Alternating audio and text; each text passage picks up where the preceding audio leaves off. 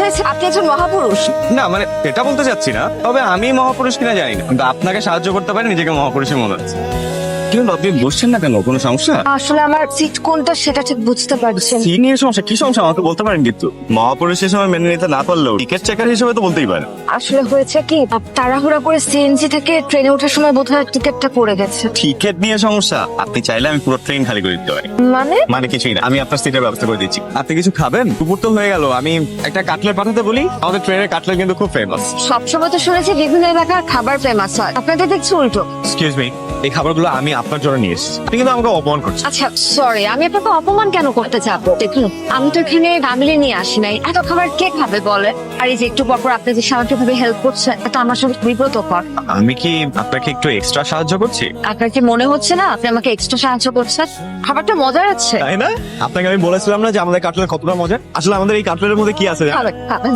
আমি কাউকে এর আগে দেখি নাই যে অন্যের হাতে খাবার খাওয়া এত উত্তেজিত হতে। হয়েছে কি, ওর ট্রেনটাই আমার নিজের সম্পদ মনে হয়। এই ধরেন বাবুর্চির সাফল্য আমার সাফল্য, ওর যে ছেলেটা খাবার দিয়ে যায় জহির, ওর সাফল্য আমার সাফল্য। মানতেই হয়। এই যে শুনছেন আরান, আপনি যে এভাবে চলে আসবেন বুঝতে পারি নাই তো। আচ্ছা এখানে না এভাবে দাঁড়িয়ে কথা বলাটা ঠিক হবে না। আমার মা ভীষণ রাগী, দেখতে পারলে দুজনের জন্য সর্বনাশ হয়ে যাবে। আপনি এক কাজ করুন, আপনি রাস্তার ওপাশে বিকালবেলা চলে আসুন। ওই যে পাহাড়টা দেখতে পাচ্ছেন, তার সাথে আমি থাকবো, ঠিক আছে? বিকাল?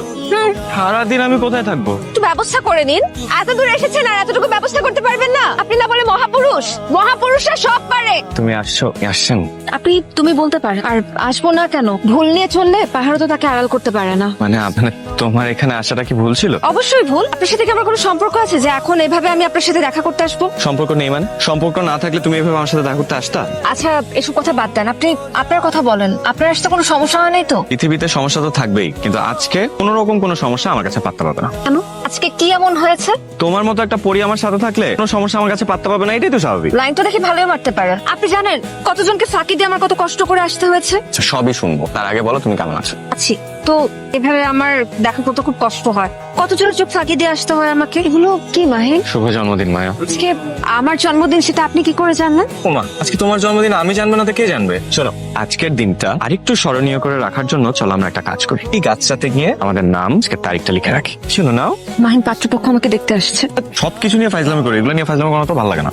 আমি ফাইজলামি করছি না, আমি সিরিয়াস। কি বলো সত্যি তো? আমি কি করব? সহজ কথা যদি জানতে চান শুনুন, তাহলে পালিয়ে যাই।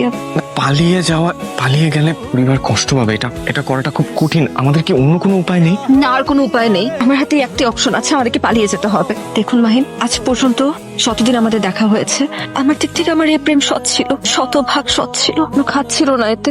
বাকিটা আপনার ইচ্ছে।